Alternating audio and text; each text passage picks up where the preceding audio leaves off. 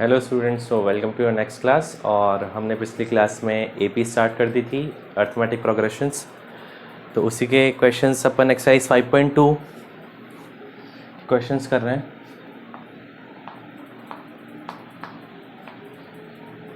इसका सेकंड का third part है, क्या 301 एपी 5, 11, 17 का पद है? ठीक है। Is 301 term of an AP 5, 11 and 17। कहने का मतलब ये 301 है ना, क्या इस एपी में आ रहा है? क्या मतलब ये अगर हम इस एपी को बढ़ाते जाएं तो कभी ना कभी जाके 301 आएगा कि नहीं आएगा? तो पहले तो आप वो चीज़ें लिख दीजिए जो आपको आती है। ए कितना है? 5। डी कितना है? सेकेंड टर्म में से फर्स्ट टर्म माइनस करो, d -5, so d is equals to 6। अब यहाँ पर हमें क्वेश्चन मार्क दिया हुआ है और यहाँ पर क्या मैंने बोला था ना, इज, यानी क्वेश्चन मार्क है। इस क्वेश्चन इस पर्टिकुलर प्रॉब्लम में क्वेश्चन मार्क है। तो हम क्या करेंगे, मतलब जो 301 दिया हुआ है ना, अपन को क्या दिया हुआ है? an is equals to 301।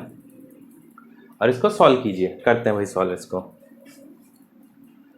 5 plus n-1 और d कितना है? 6 इज इक्वल्स टू, सॉरी पहले फॉर्मूला लिख देता हूँ, a plus n-1 d is equals to 301। a है अपना 5 प्लस n-1, d कितना है? 6 is equals to 301। n-1 is equals to 301 minus 5 upon 6। ठीक है, पहले इसको माइनस में लेके गए, 6 को डिवाइड में लेके चला गया मैं। So n-1 is equals to 296 upon 6। ठीक है, ये अपने पास आंसर है। अब इसको काटते हैं, 6 से काटते हैं तो ये जाएगा n-1 इज इक्वल्स टू 6 4 ज़ा 24, फिर 56 बच जाएगा।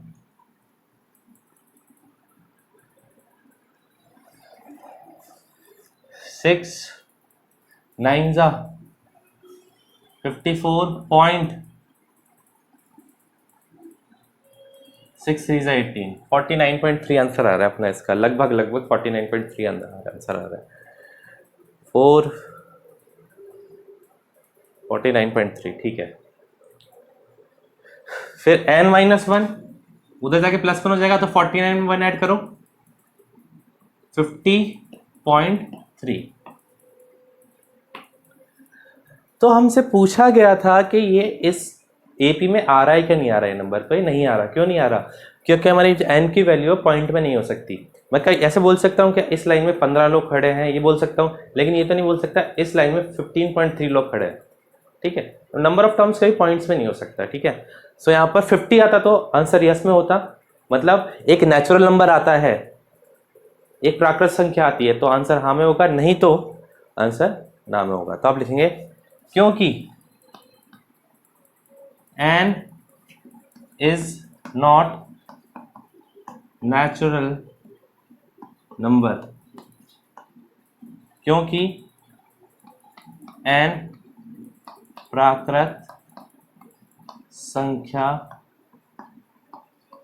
नहीं है, इसलिए therefore 301 is not term of AP, इसलिए 301 AP का पद नहीं है। Is that clear to you?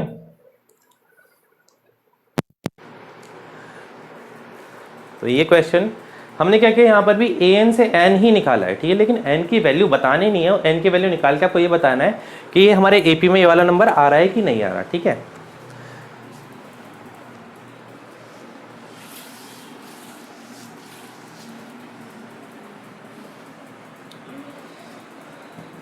Next जो क्वेश्चन है वो होगा is -150 -150 is term of an AP 8,5,2, 8,5,2। Same question है, आपको करना ही खुद करना है, ठीक है, मैं नहीं करवाने वाला इसको। आपको एक क्वेश्चन बता दिया, एक क्वेश्चन तक आप खुद नहीं करेंगे, एपी प्रैक्टिस नहीं हो पाएगी।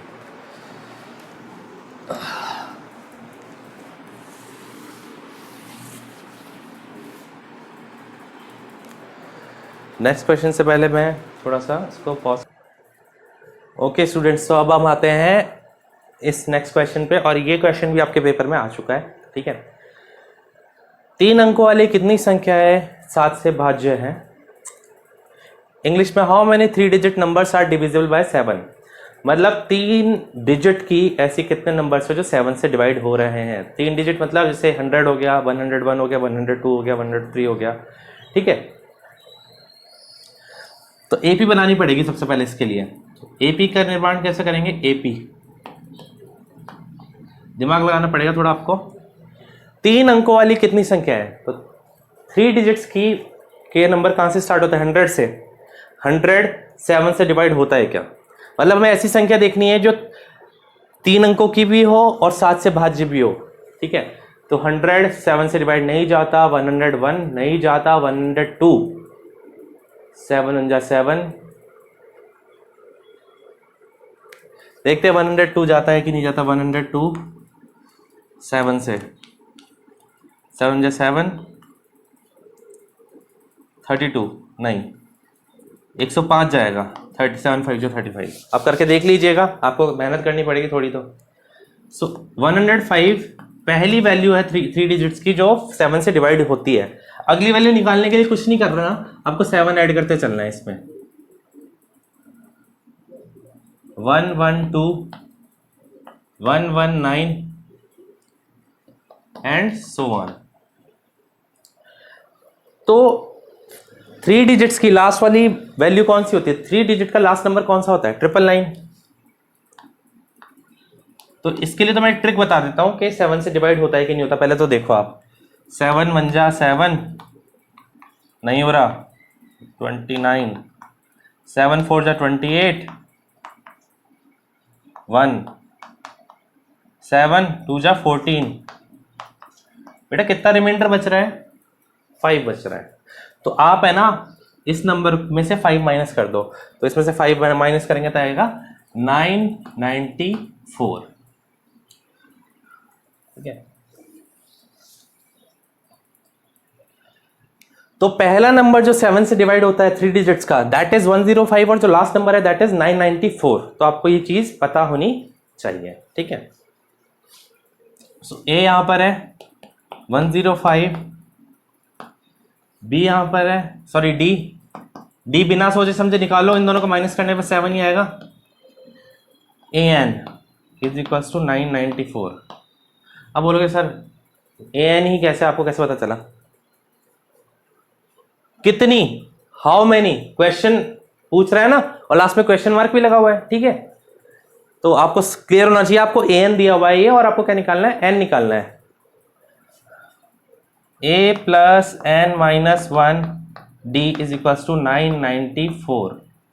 सो n sorry we have 105 plus N minus 1 d is 7, 994। So n minus 1 is equals to 994 minus 105 upon 7। आप इसमें से 105 माइनस करिए तो क्या आ जाएगा? 994 में से 105 माइनस करते हैं तो अपन आ जाएगा अपने पास 984 979। n minus 1 is equals to 979 upon 7। इससे 7 से सॉरी स्टूडेंट्स, तो यहाँ पे माइनस गलत कर दिया था, 889 आएगा। I am so sorry, verbally हो जाता है कई बार। तो 7 1 जा 7, 7 2 जा 18, 7 7 जा 49। सो n माइनस 1 का माइनस 1 उधर चला जाएगा, प्लस 1 हो जाएगा 128। तो n का वैल्यू क्या आ गई? 128। तो आप लिखोगे 128 3 digit numbers are divisible by 7। 3 अंकों वाली 128 संख्याएं 7 से भाज्य है। बेटा आपको क्लियर है कि 3 अंकों वाली कितनी संख्या है जो 7 से डिवाइड हो रही है? 128 ऐसे नंबर्स हैं 100 से लेकर 999 तक जो कि 7 से डिवाइड होता है। तो ये question word problems very important, these are very important questions. Okay, moving towards our next part.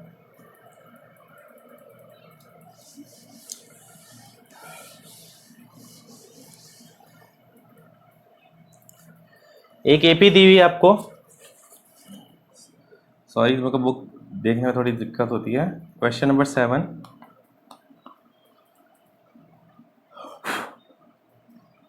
AP दी हुई है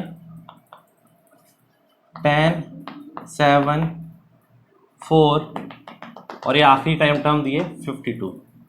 ठीक है, हिंदी में पूछा गया क्वेश्चन है अंत से 11वां पद ज्ञात करें।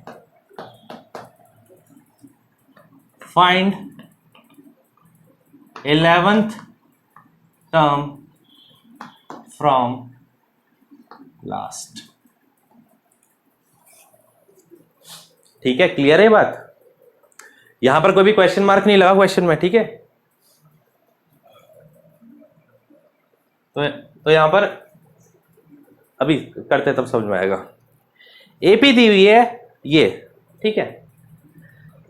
सो अब हमें निकालना है यहां पे पीछे से, मतलब जैसे यहां से तीसरा पद है ना 10, 7, 4, थर्ड नंबर का टर्म ये है, हमें उल्टी एपी चलानी है। अब उल्टी एपी चलाने के लिए थोड़ा दिमाग लगाना पड़ेगा। अब यहाँ पर दिमाग कुछ इतना ज्यादा नहीं लगाना है, एक शॉर्टकट बता रहा हूँ। जितनी बुक्स में देखोगे अलग तरीका इस्तेमाल किया गया है, सिर्फ मेरे पास ही है जो ये मेथड है, मेरे अलावा किसी और टीचर को ऐसे मेथड नहीं मिलेगा। ध्यान से देखिए, आपको क्या करना है, पहले आप ए लिखिए, a is equals to 10, d is equals to 7 minus 10, minus का 3 आ गया, an कितना हो जाएगा माइनस का 62। क्लियर?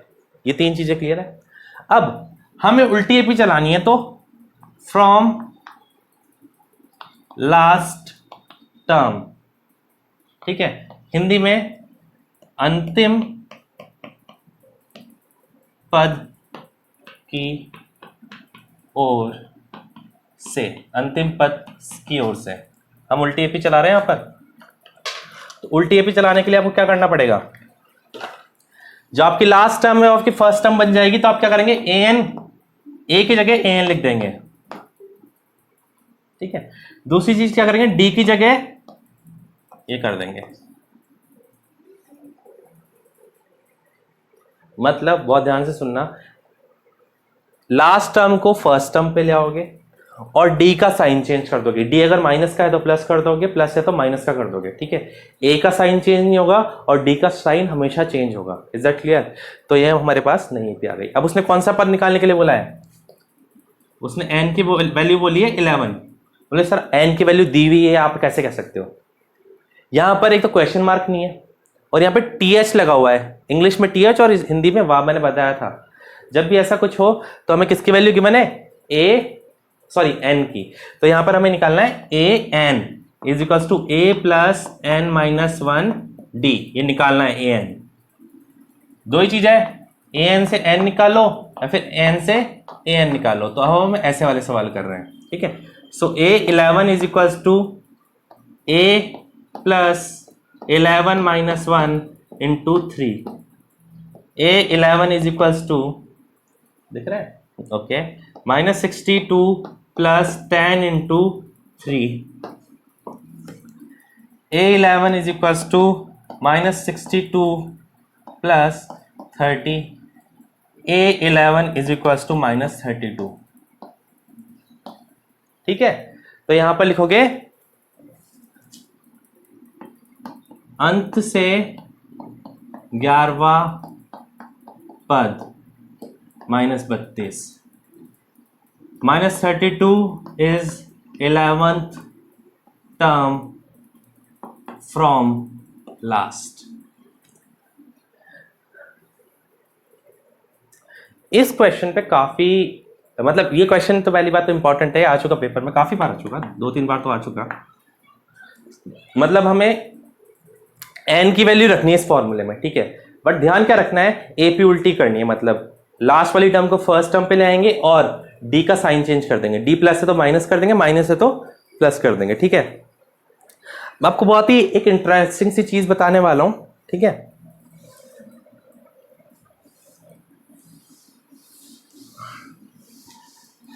एक नया फॉर्मूला बताने वाला हूं।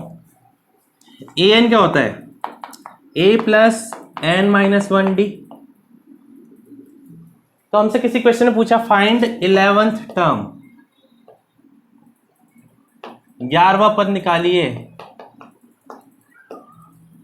तो आप सीधे क्या लिखोगे, a11 is equal to a plus 10d।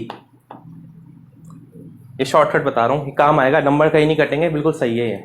अभी जो क्वेश्चन हमने किया a11 वाला, तो हम डायरेक्ट ऐसे निकाल सकते थे इसको। 6th term a plus 5d, यहां पे 6 है तो यहां पर एक कम आ जाएगा, 5 आ जाएगा।